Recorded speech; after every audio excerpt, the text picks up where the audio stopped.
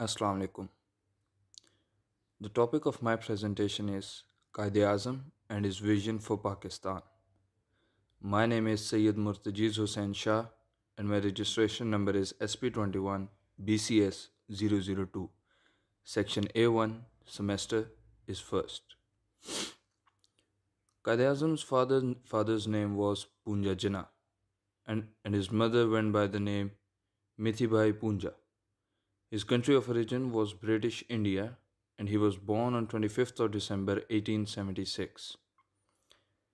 He spent his earlier days in Karachi. Quaid Azam's early education started in Sindh Madrasatul Islam and then he went to Bombay for further education. Later on, Quaid Azam travelled to England where he studied law at Lincoln's Inn. After completing his education, he practiced law in Bombay and instantly became the most well-known and reputed lawyer in Bombay. At one time, Quaid Azam is also known to be one of the most costliest and yes, one of the most youngest lawyers in India. Quaid Azam's political career. Quaid Azam started his political career as Dadabhai Naroji's personal secretary in Congress, and he joined the National Congress, the Indian National Congress, in 1896. In his early career, Jinnah supported the British because he thought that they would grant Indians political freedom. Something very important to note here is that the entire spectrum of Quaid Azam's political career revolved around one thing. He wanted to get Indians a greater say in their political affairs. He wanted to work for the Indians. And this again was one of the guiding principles for his political career. Membership of All India Muslim League. In 1913, he joined Muslim League without leaving Congress, however. In 1916, he became the president of All India Muslim League and began to work for Hindu-Muslim unity. Quaid Azam was very well known because of one thing. All he ever wanted was united Hindus and Muslims in British India. The Lucknow Pact was a bright chapter in the dark and gloomy time of Indian politics.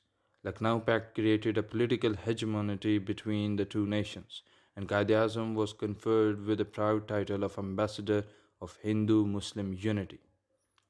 Quaid Azam knew that if he had to gain grounds against the British, he had to make the Hindus and the Muslims, one of the two largest ethnicities and religions in British India, unite and work together against the British in getting greater goals and accomplishing more ground in the socio-economic and political spectrum in India.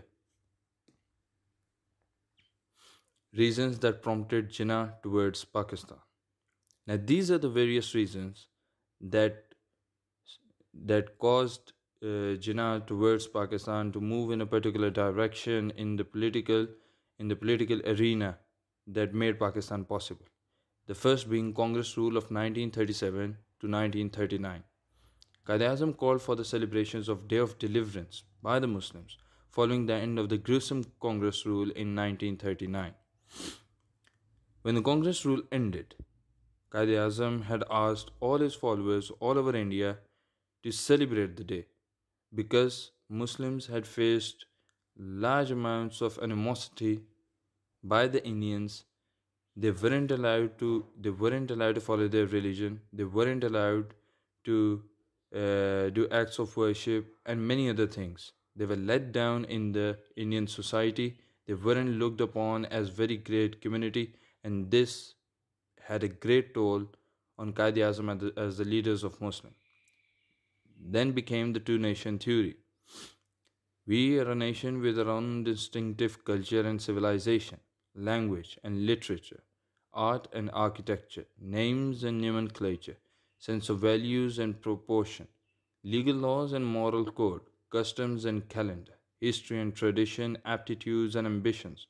In short, we have our own distinctive outlook on life and of life. By all canons of international law, we are a nation. Quaid Azam always knew that Hindus and Muslims now in British India could not work together after the Congress rule.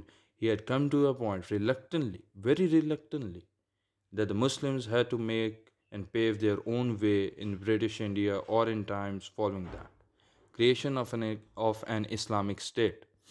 We do not demand Pakistan simply to have a piece of land, but we want a laboratory where we could experiment on Islamic principles. And further, he said, Pakistan only means freedom and independence, but Muslim ideology, which has to be preserved, which has come to us as a precious gift and treasure, which we hope others will share with us. Quaid Azam's vision for Pakistan. Strong economic structure. Quaid Azam, in his speech on the inauguration ceremony of Pakistan State Bank, once said, Pakistan's economic system will be that of Islam, and one that is free of riba. The Western economic system has brought the world to a brink of catastrophe. Following the many years of tyrant British rule, the Muslims had been left behind in the British arena, in the British Indian arena, and this had an impact on Quaid Azam, and he wanted the new Muslim nation to grow economically strong and to face the many other nations on the face of the planet with their economic might. Then comes the political system. When asked by then President of the US as to what will be the Constitution of Pakistan and its form of government, Quaid Azam replied by writing back to him in words, the Constitution of Pakistan has been written down 1400 years ago in the form of the Holy Quran. Furthermore, Quaid Azam was of the idea that Pakistan must have a parliamentary system, the sort of Westminster in UK. Strong sovereign country that can defend itself. It is very apparent from Quaid Azam's conduct at the time of the War of 1948 when he sent down letters to the Pir of Vana asking him to call on the locals from Fata to fight against the Indian army that had landed in the Kashmir area. It was apparent that Quaid Azam had always wanted a country, a Pakistan that was strong and was able to defend itself. Furthermore, from his very much visits from different furthermore from his visits to various army barracks and air force bases, it was apparent that he was into a military background for his new nation.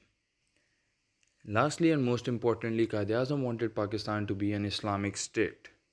This is very apparent from his various speeches of the time.